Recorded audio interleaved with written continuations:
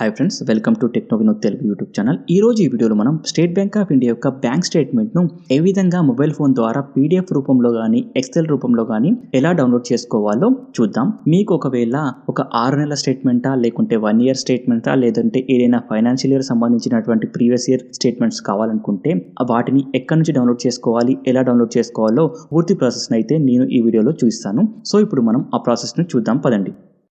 ముందుగా మీ మొబైల్లో chrome బ్రౌజర్ని open చేసుకొని గూగుల్ సెర్చ్లో ఆన్లైన్ ఎస్బీఐ అని సెర్చ్ చేయండి. చేయగానే మనకు స్టేట్ బ్యాంక్ ఆఫ్ ఇండియా యొక్క అఫీషియల్ వెబ్సైట్ అయితే ఈ విధంగా కనబడుతుంది. సో దీనిపైన అయితే మీరు క్లిక్ చేసుకోండి.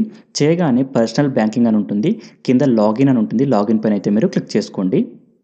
తర్వాత మనకు కంటిన్యూ టు లాగిన్ అనే ఆప్షన్ ఉంటుంది. సో దీనిపైన మీరు క్లిక్ చేసుకోండి. చేయగానే మీకు ఇక్కడ చూసుకున్నట్టయితే యూజర్ నేమ్, పాస్వర్డ్, అదేవిధంగా మీకు క్యాప్చా ఎంటర్ చేయాల్సి ఉంటుంది. సో క్యాప్చా కింద ఇమేజ్లో ఉంటుంది, దాన్ని ఉన్నట్టుగా మీరు ఎంటర్ చేసుకోండి. సో నేను ఇప్పుడు నా యొక్క యూజర్ నేమ్, పాస్వర్డ్, అదేవిధంగా క్యాప్చాని ఎంటర్ చేసి కింద ఉన్నటువంటి లాగిన్ పైన అయితే క్లిక్ చేస్తున్నాను. చూడొచ్చు. చేయగానే మనకు ఈ విధంగా అయితే ఓపెన్ అవుతుంది. సో మనకు ఒక వన్ టైం పాస్వర్డ్ వచ్చేసి మన ఎస్బీఐతో లింక్ ఉన్నటువంటి మొబైల్ నెంబర్కి అయితే వస్తుంది.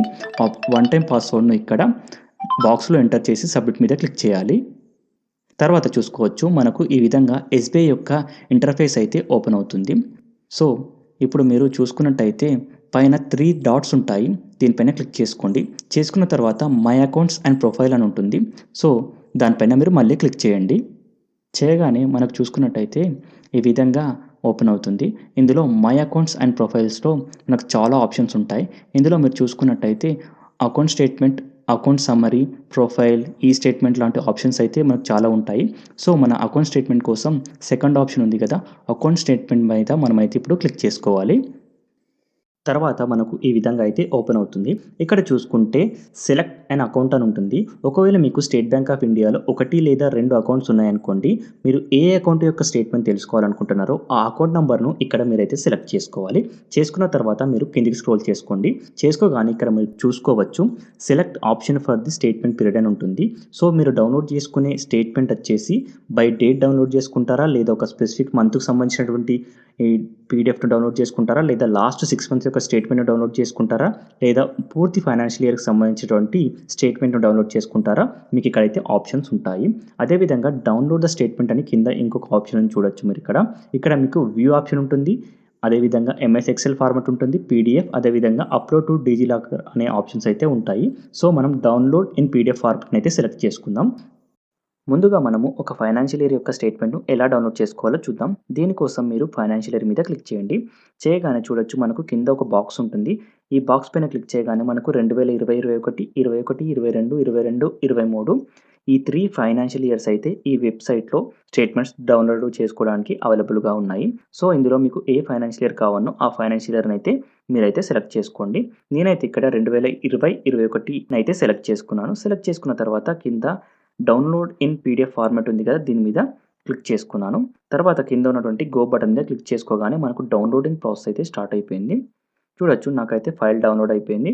ఇప్పుడు ఈ ఫైల్ని అయితే ఓపెన్ చేసుకుంటున్నాను. చూడొచ్చు, నాకైతే ఈ ఫైనాన్షియల్ ఇయర్కు సంబంధించినటువంటి పూర్తి పీడిఎఫ్ అయితే డౌన్లోడ్ అయిపోయింది. నా ట్రాన్సాక్షన్స్ అన్నీ కూడా ఇక్కడ లిస్ట్ అయి ఉన్నాయి. చూడొచ్చు. సో ఈ విధంగా అయితే మనం ఒక ఫైనాన్షియల్ ఇయర్కు సంబంధించినటువంటి స్టేట్మెంట్ అయితే డౌన్లోడ్ చేసుకోవచ్చు. సో ఇప్పుడు మళ్ళీ మనం బ్యాక్ వచ్చేసి లాస్ట్ 6 మంత్స్ స్టేట్మెంట్ కావాలంటే ఎలా డౌన్లోడ్ చేసుకోవాలో చూద్దాం. దీనికోసం మీరు లాస్ట్ 6 మంత్స్ అని ఉంది కదా, దీని మీద అయితే క్లిక్ చేయండి. చేసిన తర్వాత కింద చూసుకోవచ్చు మళ్ళీ మనకు డౌన్లోడ్ ఇన్ పీడిఎఫ్ ఫార్మాట్ ఉంది కదా, దీన్ని కూడా సెలెక్ట్ చేసుకొని కింద ఉన్నటువంటి గో బటన్ మీద క్లిక్ చేయండి. చేయగానే మనకు డౌన్లోడింగ్ ప్రాసెస్ అయితే స్టార్ట్ అయిపోతుంది. నా ఫైల్ అయితే డౌన్లోడ్ అయిపోయింది. సో ఇప్పుడు నేను ఓపెన్ చేస్తున్నాను. చూడొచ్చు, నాకు లాస్ట్ 6 మంత్స్ యొక్క పీడిఎఫ్ ఫైల్ అయితే డౌన్లోడ్ అయిపోయింది. టోటల్ ట్రాన్సాక్షన్స్ అయితే ఇక్కడ ఉన్నాయి. సో ఈ విధంగా అయితే మనం లాస్ట్ 6 మంత్స్ యొక్క స్టేట్మెంట్ అయితే డౌన్లోడ్ చేసుకోవచ్చు ఫ్రెండ్స్. ఇప్పుడు మనము బై మంత్ స్టేట్మెంట్ ఏ విధంగా డౌన్లోడ్ చేసుకోవాలో చూద్దాం. దీనికోసం మీరు బై మంత్ మీద క్లిక్ చేయండి. చేయగానే మనకు చూడొచ్చు కింద ఇయర్ అండ్ మంత్ ఆప్షన్స్ అయితే వస్తాయి. ఇందులో మీరు చూసుకున్నట్టయితే మీకు ప్రీవియస్గా గడిచిపోయిన సంవత్సరాల్లో ఏ ఇయర్లో ఏ మంత్లో స్టేట్మెంట్ కావాలో దాన్ని సెలెక్ట్ చేసుకోవచ్చు.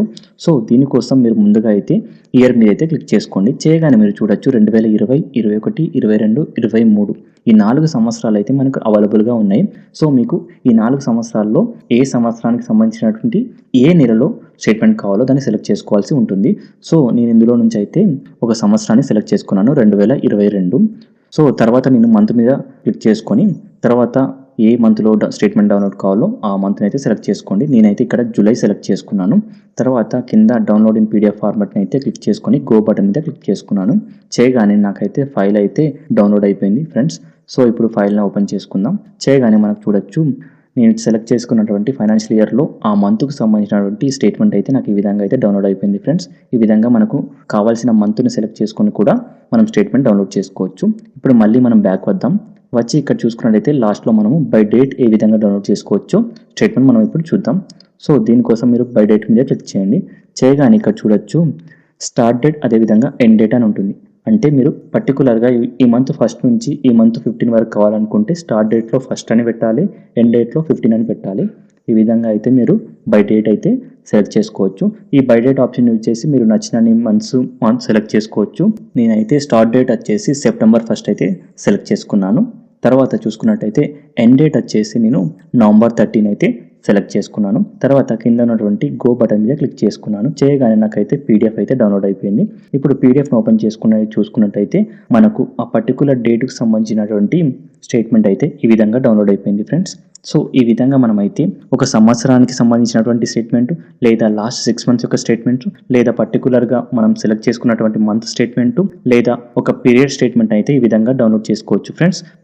సో మీకు ఈ వీడియో యూస్ఫుల్ అనుకుంటే నా వీడియోను లైక్ చేయండి. అదేవిధంగా ఇలాంటి మరిన్ని వీడియోస్ కోసం మన ఛానల్ అయితే సబ్స్క్రైబ్ చేసుకోండి ఫ్రెండ్స్.